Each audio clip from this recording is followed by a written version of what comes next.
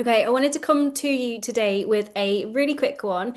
It's using the good, better, best method, but it's around the housework and keeping on top of all the chores because this is something I hear so much is people struggling to get their exercise in, focus on their nutrition, feeling overwhelmed of fitting everything in because they've got so much to do in the house and trying to keep on top of it is a nightmare, especially if you've got people that you're caring for in the house as well or kids about to.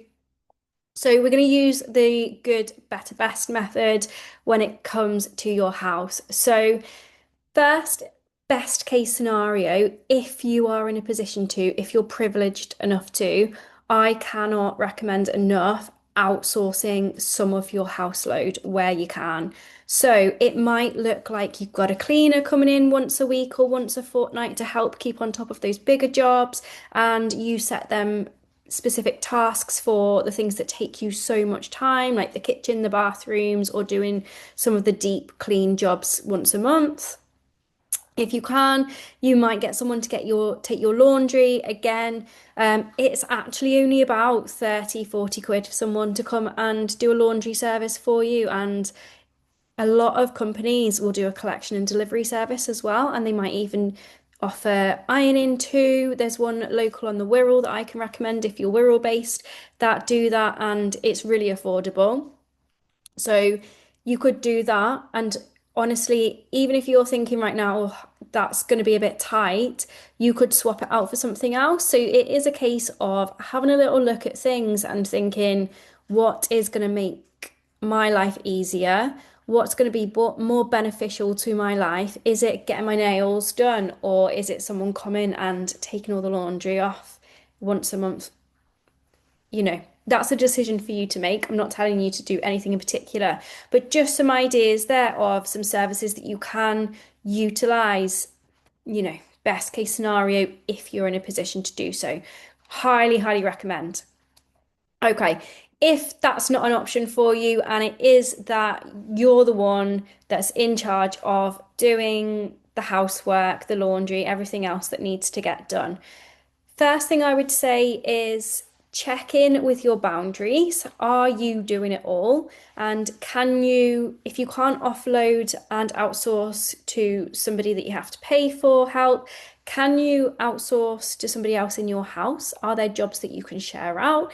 Is there a way that you can sit down with the family and make a bit of a plan that makes things a little bit more manageable for you? If it's something that's coming up a lot for you, that you're feeling overwhelmed with the housework, you're feeling like you're doing more than your fair share of the load, then there might be things that other people in the house can help with. And sometimes just sitting down in a calm space when everyone's a bit more chilled and laying it all out on the table, asking for people's input as to what jobs they would be happy to take off your plate, how they would be willing to help out, can be a really, really helpful exercise. So that might be a conversation that you're able to have. If none of those are an option, your best case scenario might look like for you. Each day, you can do 30-minute blips around the house, and then one day a week, you're going to do one deep clean. So that might be a best case scenario if you can fit it in your diary. So add these into your diary. Hopefully, you've already watched the time and energy webinar. Schedule when these are going to go in, or have an idea as the same time every kind of day, um, where you can slot these half-hour sessions in and then 1 hour deep cleaning. Map it out so you know on these days, this is what I'm doing, or have set days for certain tasks. So I really like the organized mum method for this, or I think it might just be called the organized method now. It's on an app. She splits out the tasks for you, as in, like, Monday, you're going to do these tasks in the kitchen, Tuesday, you're going to do this in the bathroom, and so on. And then she'll give you a deep clean day as well. And that is so helpful, again, just to take the mental load off your plate and just having someone else give you a bit of guidance. You might deviate from that a little bit, and you might then find your own flow and rhythm of things, but it is really, really useful. Okay, better case scenario, you might find that you can do maybe 2 or 3 half-hour slots a week of cleaning. You tackle those main areas. You have 2 set days where you do laundry. I do this. So on a Tuesday and a Saturday, they're my laundry days. That's the day that the washing goes on. Other days, if it's at all possible and I've got a bit of free time and I can do it, fine. But otherwise, I'm not going to stress it. They're my days for getting it done. I get the essentials done. And if some of the stuff carries over to the next week, so be it. And you have to, be quite firm with your boundaries around this. But if it means cleaning the house or getting your workout in, your body is your home. Your body is the only thing you're going to live in for your whole life. And if you don't look after your body, you're not going to be able to keep up with the cleaning and all the housework for the rest of your life because you're going to be less able, you're not going to be fit enough, you're not going to have enough energy. So you always have to put your own body first. And then fit the other stuff in around that. Now, obviously, I'm not saying live in a dive. Like, you know what I mean? It's finding the right balance with these things. Okay, on a good case scenario, you've got a really super busy week. You can't even fit in those half-hour blasts. I call this the 5 minute frenzy. And honestly, the 5 minute frenzy is my best friend. I have a 5 minute frenzy every day without fail. And then I'll have some other days where I'll do some longer stints. So the 5 minute frenzy, I want you to imagine. It might not be 5 minutes, by the way. It can be anywhere up to about 10, 15 minutes.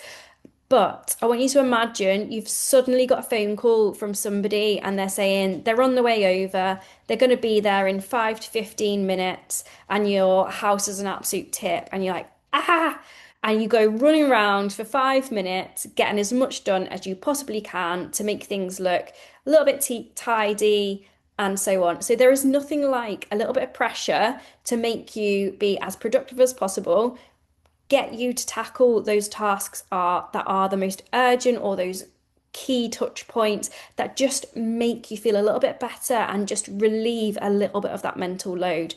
So things that I quite like to do in that time: quick clean of the downstairs toilet and sink, quick spray of the kitchen work surfaces, empty the bin if you've got time to take that out, clear the worktops, and if you've got time, a quick whiz round of the Hoover and a plump up of the cushions. Something as short as that, if you go super quick, you can get that done maximum 15 minutes, and that alone just gives you a little bit of breathing space. So at least you've got a little bit of space.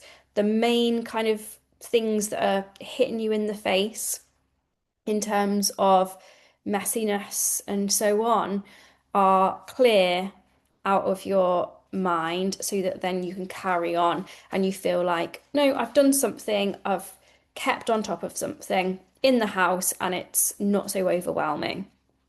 So they're my good, better, best options in terms of keeping on top of the house so that it doesn't take over your own health and well-being as well. So good, a 5 minute frenzy every day. Maybe you do this once in the morning or whenever you can fit it in, once in the evening before you go to bed. And a better, maybe you've then got your 5 minute frenzies and then a few half an hour slots or a couple of set days where you get all your laundry done, bed sheets done, and so on. And then obviously, best case scenario, you have those solid deep clean blocks popped in as well, or maybe you outsource some of those home tasks that are keeping you stuck, making you feel overwhelmed, keeping you feeling like you just cannot keep on top of everything. So maybe a cleaner, a laundry service, or getting other people in the house involved in keeping on top of the house for you as well. Hope that was helpful. Let me know if you've got any other tips as well, and write your own good, better, best. You might not use that exact example, but it might spark some ideas as to what you can do to take a little bit of that load off your plate so that you can feel like you can fit everything else in as well.